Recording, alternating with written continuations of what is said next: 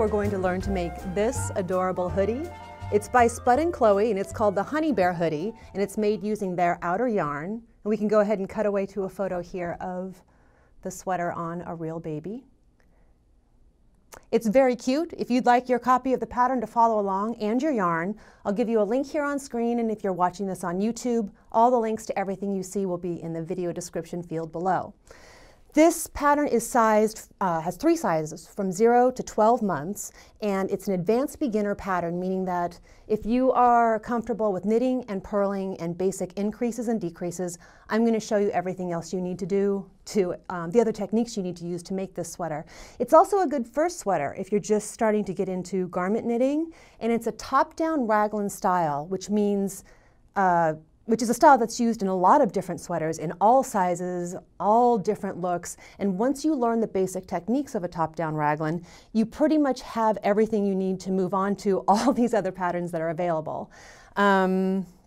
This is part of Spud and Chloë's Little Spuds collection. And this is the pattern for the Honeybear hoodie.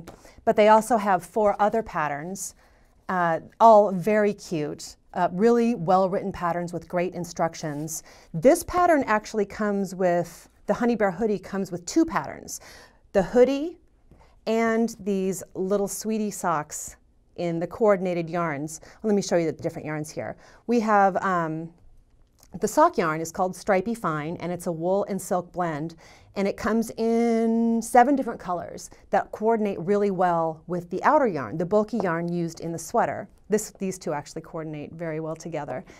And the outer yarn is cotton, is wool, mostly wool, with some cotton in it. Very nice to work with. And this is a quick knit because it is a bulky yarn to knit with. It's a very quick knit. And the outer yarn comes in 24 different colors, and you'll see they have such a nice color palette, really good, both traditional baby colors and non-traditional, and you're bound to find 7 or 8 colors that you want to knit sweaters out of. Again, if you'd like your copy of the pattern and information on getting your yarn, I'll give you a link here on screen. Also, all of the links are available in the video description field below. And first up, we're going to get started with the cast on and knitting the top-down raglan.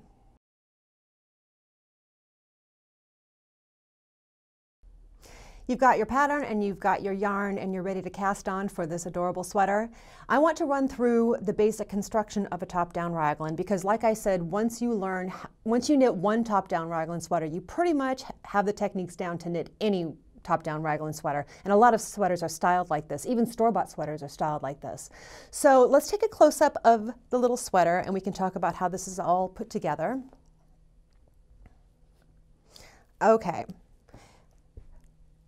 The cast-on row is actually right here, all the way around.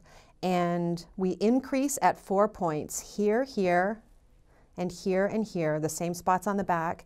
And as we increase, we end up creating the 2 fronts of the cardigan and the 2 sleeves and the back. And it just happens, and it fits around the shoulder, and it fits under the arms and everything else. And then when we get to this point right here, we separate the sleeves from the rest of the knitting, and I'll show you how to do that. And then we just finish knitting the body. Then we go back and we knit the sleeves. There's no seaming in the sweater. It's pretty great that way. Top-down raglans are nice this way. Knit the sleeves, and then almost the last thing we do is we knit the hood, and I'll pull the hood in so you can see the whole thing. And then the very last thing we do is we pick up stitches. Let me unbutton. We pick up stitches all the way around the neckband and hood, the front band and hood for the button band. And that's how you put it together, not one bit of sewing. And here are the coordinating socks that are part of the same pattern as the Honeybear hoodie. They're just really simple little tube socks, and the stripy yarn is so cute in these socks, and I do love the way it coordinates, the colors coordinate together. All right, let's go ahead and take a look at the knitting. And I've already got a little bit of a start here. And of course, this pattern tells you row by row everything that you need to do. And I've already done the first couple of things. The first thing I've done is I cast on, and then I worked the first wrong side row, the first purl row, where it tells you to place markers at these different places. And you remember on the sweater, it's right around the neck. That was the cast on row. And if we think about this as a sweater now, I'm actually doing this to get my rights and lefts correct. It doesn't make a lot of sense now, but this is actually the right front. This next section is a sleeve. This is the back. This is a sleeve, and this is the left front. And as we start increasing, it'll make more sense. And a good portion of the sweater are these increases. And I have an abbreviated example here. This is not any size in the pattern. I've just cast on a few stitches so I can show you the techniques used, but this is not. There are more stitches in the actual pattern.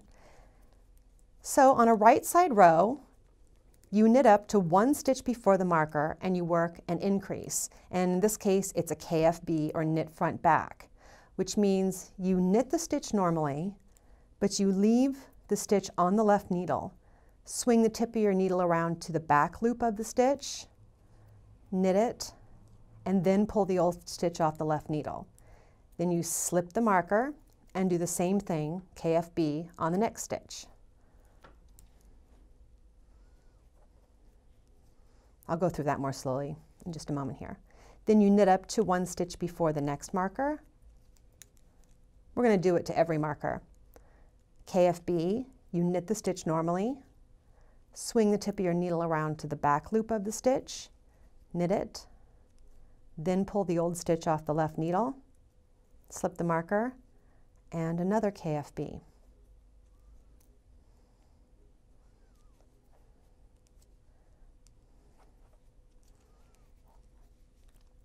I think you're going to be surprised how quickly a baby sweater knits up in bulky yarn. It's a small sweater to begin with, and then we have bulky yarn. It goes pretty quickly. 1 stitch before the marker, KFB,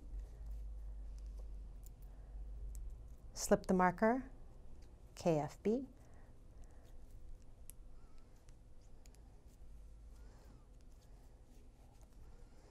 and then, you guessed it, we do the same thing at the last marker.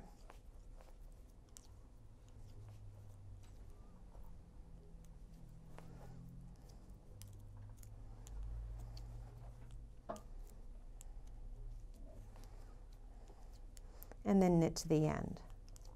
Now for the raglan increases, that's what you do every right side row. Every right side row, there are 4 markers, and every stitch, the stitch before every marker, KFB, slip marker, KFB, KFB, slip marker, KFB. Same here, same here. And then the wrong side rows are just purled. And the pattern tells you exactly how many times to do that for the size that you're knitting, but that is the basic raglan increase technique. In different patterns, you'll see different increases, different kind of fancy things you do around the markers, but that's the basics right there. And then eventually you will get to a stage where it's time to separate the sleeves. Now we can look at this and we can actually start to see a little sweater coming out of this.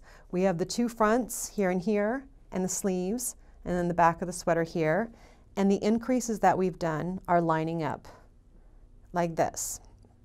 And so we're ready to separate the sleeves. And again, the pattern's really clear about this.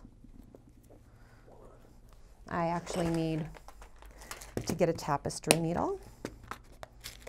Tapestry needle and some waste yarn in a contrasting color. And it's really simple.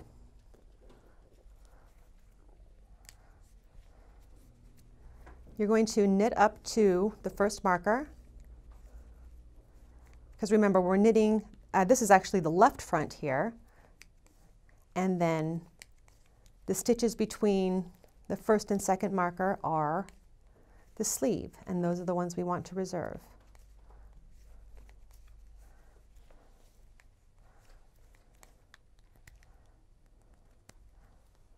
My marker is actually caught on the stitch. There we go. So you knit up to the first marker, remove that marker, you're not going to need that.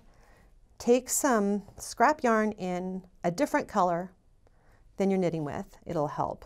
You'll be able to see it better. And slip all the stitches up to the next marker on the scrap yarn.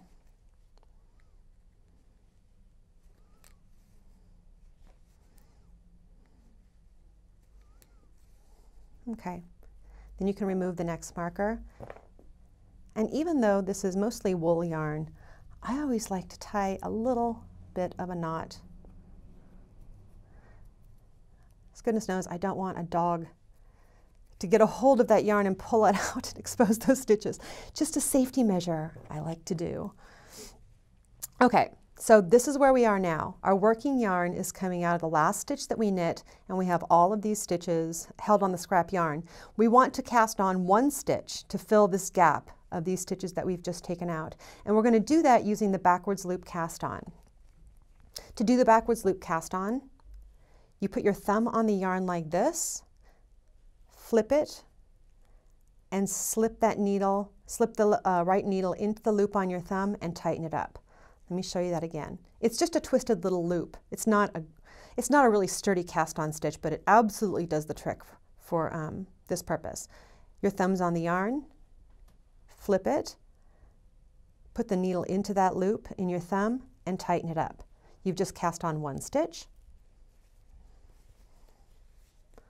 And then we are going to knit across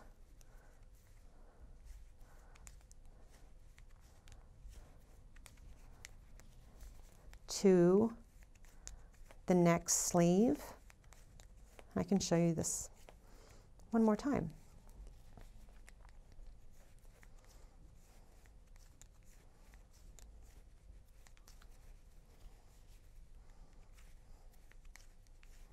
Nice big needles. I've actually been knitting with little tiny needles on my current project, so it's always a little bit of an adjustment going from one size to another. I knit up to the next marker. I'm going to do the exact same thing I did before. Remove that marker, get myself a piece of yarn. I'm using worsted weight yarn. You can use worsted weight, you can really use any weight of yarn as long as it isn't bulkier than the yarn you're knitting with. I'm going to slide these stitches onto the scrap yarn.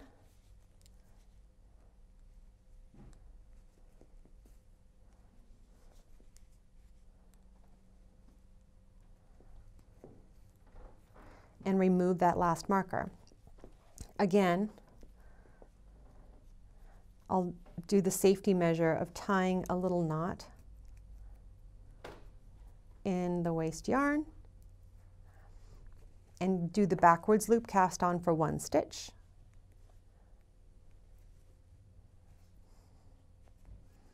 And then just knit the next stitch on the needle, totally ignoring those sleeve stitches that we just put on reserve. Okay, I want to finish this row so you can see what it looks like now.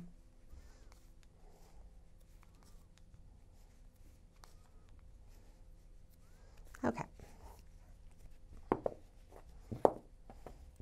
So this is what we have now. As I continue working rows, the sleeves are going to stay put on the scrap yarn, and I'm not actually going to work them. You're going to keep going around and around, not around, it's actually back and forth. We have right and wrong side rows, and the pattern's really clear about that, until you get to, well, you won't get here yet. The last part of the body is to knit one by one rib for a few rows, and then the next thing is to bind off in pattern. So this is actually really great. We've really knit the entire basic construction of the sweater in kind of one fell swoop, and then we're going to go back and add more pieces to it, but this is like the whole thing. And the front, it's normal for the front to curl in basic stockinette. It won't curl after we get the button band on. But you'll knit this, and the last part is to bind off in pattern. I want to demonstrate exactly how to do that technique if you've never done that before. It gives you a nice finish on the bind off. That looks really good. And I have this little bit of knitting here, and I'm going to use this for an example. I'm going to demonstrate binding off in pattern here. So we'll say that I'm done. This is my sweater bottom, and I'm ready to bind off. The first stitch is a knit. And the next stitch is a purl, and you can see it's a purl because it looks like it has a little scarf around its neck. Knit stitches look like V's, and purl stitches look like they have little scarves around their neck. So I knit one and purl one, and then bind off normally.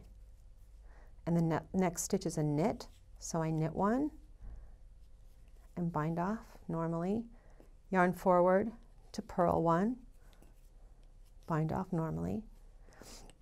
So binding off in pattern, really all you're doing is continuing, in this case, you're continuing with the rib pattern and binding off as you go across. It gives you a nice edge, but really anytime you see bind off in pattern in the pattern instructions, you just do whatever stitch you've been doing up to that point, knit the knits and purl the purls, and then just do a normal bind off. So I knit and bind off. The next stitch is a purl, so I yarn forward and purl and bind off. And that's binding off in pattern. We can take a look at what I have here. It gives you a really nice edge. It looks good. It doesn't break up the rib all the way to the last little twill braid. Okay, that was the basic part of the whole sweater. Next up, we're going to talk about the sleeves and the hood.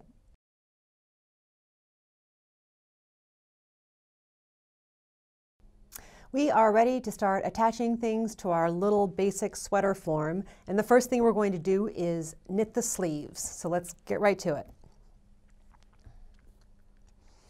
Here is our adorable sweater with the sleeves on reserve. You can start with either sleeve. You're going to need double pointed needles for this. Double pointed needles that sound like wind chimes. And starting at the underarm, you want to slide these stitches onto double pointed needles, and the pattern will tell you exactly how many to put on each needle. All I'm doing is following the scrap yarn that I have between, reserving these stitches, and just sliding my needle in. And I'm going to go ahead and get all of the stitches back on the needle and then pull out the yarn. Okay. Now remember, I tied that knot, so I actually have to cut the knot out to get this yarn out. Okay, now we have the stitches on 2 needles, which is fine. You want to start at the underarm, and in this case I'm working on the left sleeve, and so I'm going to start at the left back, just to keep the right side facing me all the time. I have my yarn ready to go. And if you've never worked with double pointed needles before, this is actually a pretty great way to start, because we're starting with a garment already in place and the needles aren't flopping around. There's some stability to them. Double pointed needles are a great way to knit a tiny tube. I put an empty needle in my right hand into that first stitch.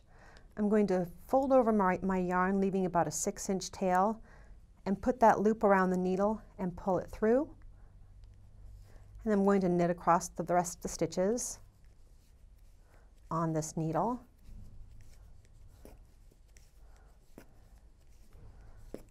Just plain knitting.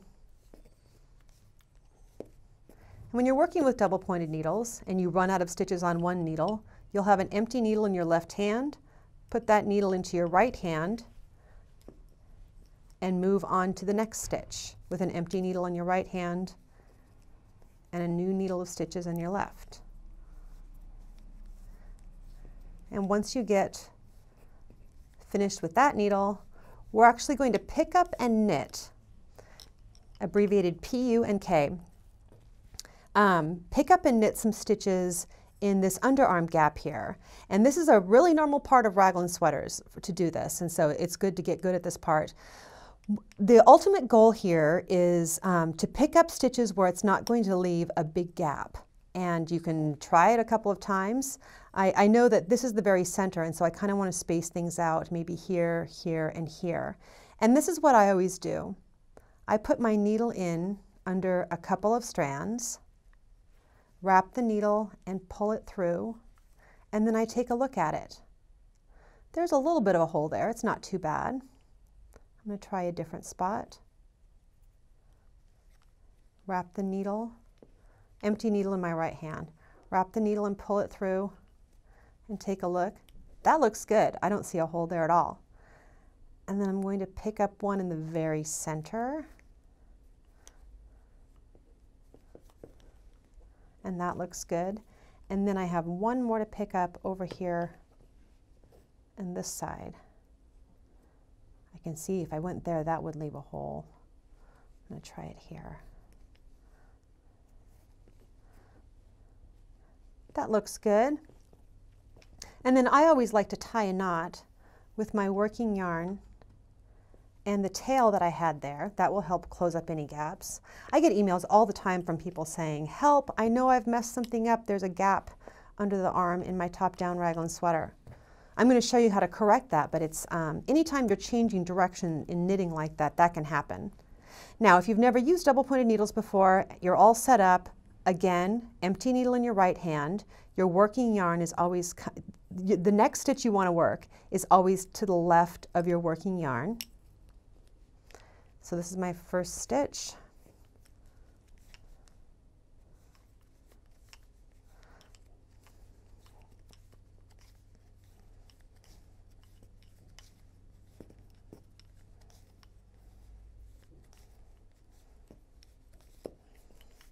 And then when you finish a needle, you have an empty needle in your left hand, put it in your right. Your next stitch is always to the left of where your working yarn is. And so you knit across those stitches. And there's one more trick I want to show you. Because of course this tutorial is going to launch a lifetime of top-down raglan knitting for you. I know I knit a lot of top-down raglans after I did my first one because I was like, wow, sweaters can be so easy. You remember we picked up these 3 stitches. That's kind of the third needle of the round. You can take a clippy marker and put it between the first needle of the round and the third one so that every time you finish a round, and you see this, you know you've finished a round when you come to the marker, you can make a tally mark or click a row counter so you can keep track of the exact number of rows you knit for each sleeve, for the first sleeve, so you can copy it on the second sleeve. You want to make sure they're the same length, of course. So that's a good way to recognize the beginning of the round. Anyway, your pattern will tell you exactly how long to make the sleeves, and you want to measure from, well, let me pull in a different example here. You want to measure from the underarm area to the end of the sleeve, and the pattern will tell you for each size how far to knit. Now this is a cool trick I want to show you because I want to talk about a tidy circular bind off on the end of the sleeves. As you see, as it is now, this is the tail end. I bound off, and this is the tail end, and this is where I started the bind off, and there's a pretty big jump between those two, and it shows up especially in bulky yarn. So I'm going to take a tapestry needle and thread the tail, and I have to weave in the end anyway. I might as well do this little trick to make it look great. So you see, the bind off is a series of V's running like this. You want to this is the end knot here, where you pulled it through to fasten it off. The first V of the bind off, put your tapestry needle under both legs of that V and pull it through. And then you can see where your tail end is coming out of. Go back down into that same hole and pull it. And then take a look. That looks like 1,000 times better than it did before. And by going under that V and then back down into the same hole, we've mimicked the V shape of the rest of the bind off. And then you can just weave in the end from there. Just pull it through. I like to pull it through a few stitches. This yarn has enough wool in it that things should hold fast. Okay. And then you can cut this short. And this sweater has a little extra sleeve length. You can see all the babies are wearing it with the sleeve rolled up a little bit, which I think is good because you can always roll it down for a little extra sleeve length. Now, where am I? Okay. We're going to talk about picking up stitches for the hood now. Because now, remember, we're just adding on. We've done the basic sweater knitting. Now we're just adding on to this. Okay, the sleeves are finished and we're ready to pick up around here.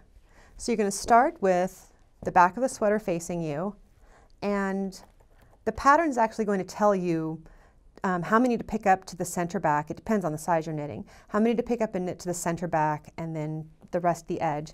So count out your stitches until you find the very center, because that will help. I just eyeballed it there, but you can count more carefully than I did. And take your needles, and this is the exact same technique we used at the underarm of the sweater. We're going to pick up and knit around the hood. So you want to, this is the cast on edge, you want to put your needle in under 2 strands, take your working yarn, and just like you did before, fold it over, leaving about a 6-inch tail, and put that around the needle and pull it through. And we've just picked up 1.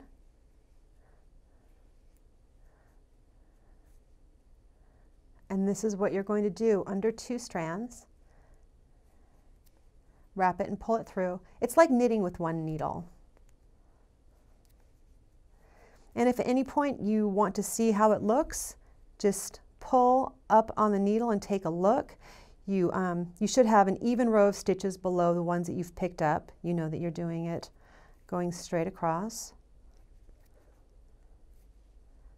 And once you have the stitches picked up, the instructions for the hood are really straightforward. I'll run over them with you. You saw in the picture how cute the hood fits the baby's head. And that's because there's some shaping in this. This is the hood finished, because I'm going to show you one more thing on here. We had the center marked, and there are increases and then decreases, and that's why it fits around the baby's head so nicely. It's why the sweater's so cute, is because of these increases and decreases that give a lot of shape to the hood. And the hood is really simple to knit. It gives you, the pattern gives you row by row instructions for how to shape this. And what I want to show you now is another technique called the 3-needle bind off. We have all these live stitches, and for the hood, we want it to close up like this. We want to bind off and seam at the same time, and the 3-needle bind off is perfect for this. And that's what we want to do across here. Now, the 3-needle bind off will leave a little ridge, so we want to put the right sides of the work together. Let me see how I can arrange this so it all fits on camera. The right sides of the work together, so you're actually looking at the wrong side of the work, and pull all of your stitches close to the tip of the needles.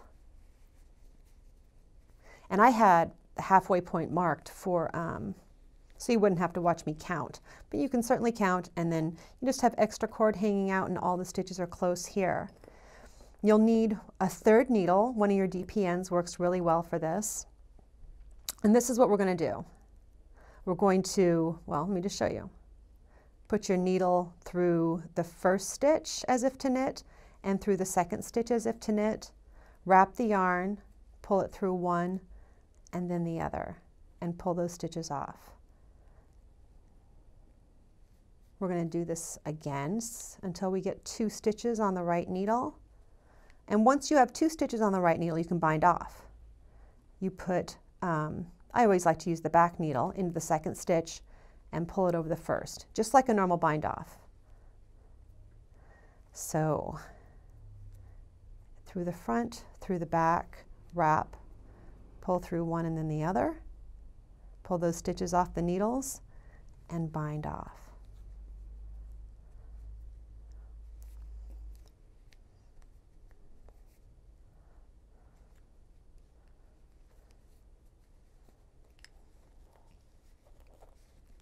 That's the technique.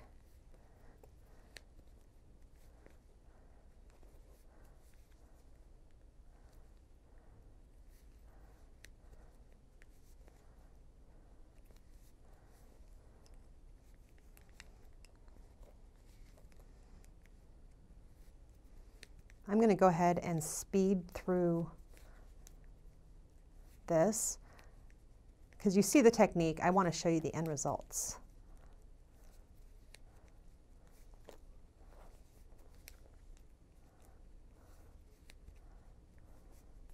If you've never done the 3-needle bind off before, it kind of makes you feel, the first couple times you do it, you wish you had an extra set of hands. But it's something that you end up using kind of a lot of different patterns. You get a lot of practice.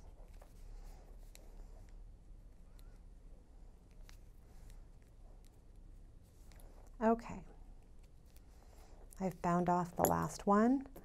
I'm going to cut the yarn and pull that end through the last loop. I want to show you how beautiful this looks. Look at that perfect seam at the top of the hood. Doesn't look great? I love the 3-needle bind off. Okay. Whew, we added a lot of stuff onto our little sweater. Next up is the last thing that we have to knit. Second to last thing we have to do. Last thing that we have to knit, which is the front button band.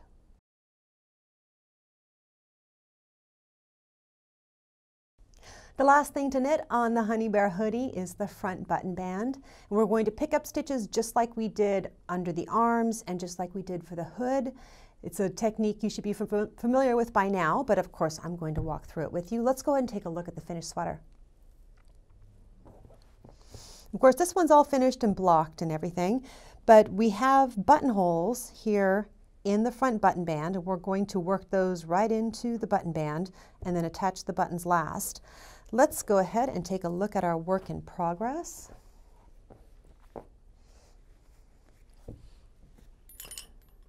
Let me grab some yarn here.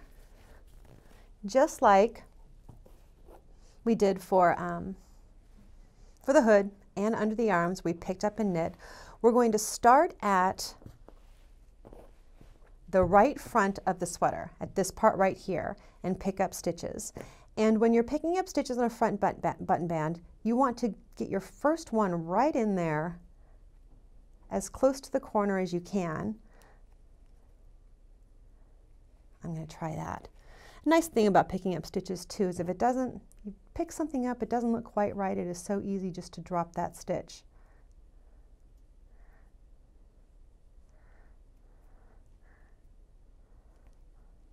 I think I split a stitch there, it wouldn't pull through. I think I'm doing it a couple of times. Let's try that. There we go. And that looks pretty good. Go under 2 V's. The pattern will tell you, the pattern's written really well. The pattern is going to tell you exactly how many to pick up between the bottom of the button band and the hood, and then how many to pick up around the hood, and then this number will match this number to pick up from the hood back down to the left front. So you'll pick those up, and then I believe it's row 2 of, yes, you'll knit in knit 1 purl 1 rib, just like you did at the bottom of the sweater, and then on row 2 you'll actually add the buttonholes. And this is so cool. There are people I know who have never knit buttonholes who are surprised about how easy it is. These are just yarn over stitches. They're just knit 2 together and yarn over, and that creates enough of a hole for this button. This is a 7/8 button, and Spud and Chloë, they've been careful to give you the exact size because in this gauge with this yarn over, 7/8 buttons fit through perfectly. And I have a little sample here. I can show you how the buttonhole works. Make sure I get this right. We're going to pretend this is my button band here on my little sample.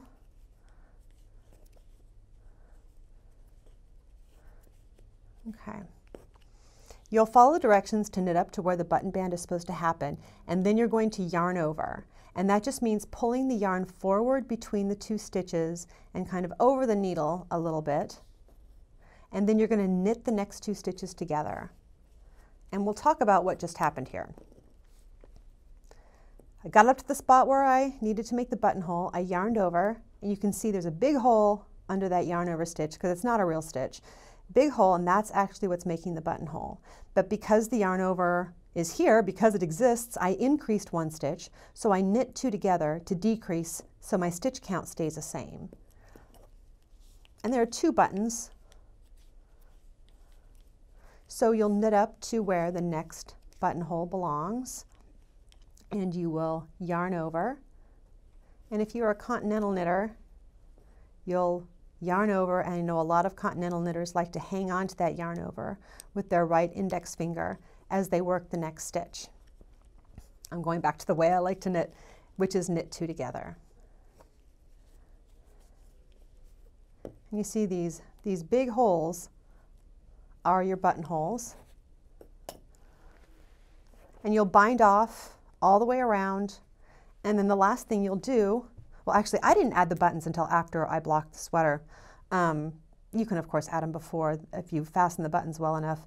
These are shank buttons, which means they work really well on bulky fabric like this. And I just used regular thread to attach the buttons. They work really well on this bulky fabric because there's a little space between the button and the fabric, and it all goes together really nicely.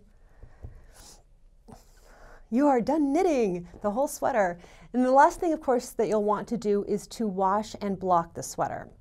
Now, the yarn gives specific instructions, and this is exactly what I did with mine. Wash gently in cool water with mild soap, tumble dry low until damp, and block to shape. Treat it with love, it's your handiwork after all. I thought that was cute, but it's also informative too. That's exactly what I did, and I was really glad they said something about putting it in the dryer for a while. I actually hand washed it in a gentle soap and then put it in the washer on spin to get, just for 30 seconds to get the excess water out, and then put it in the dryer on low, like it says in the instructions, until it was damp. And I was able to shape it out to exact measurements once it was damp, and then let it dry on one side, flipped it over to allow the other side to dry, and it was perfect and finished. And I have a very cute sweater now that I can't wear. Anyway, thanks very much to Spud and Chloë for sponsoring this tutorial. I hope you all really enjoy knitting this sweater. Good luck.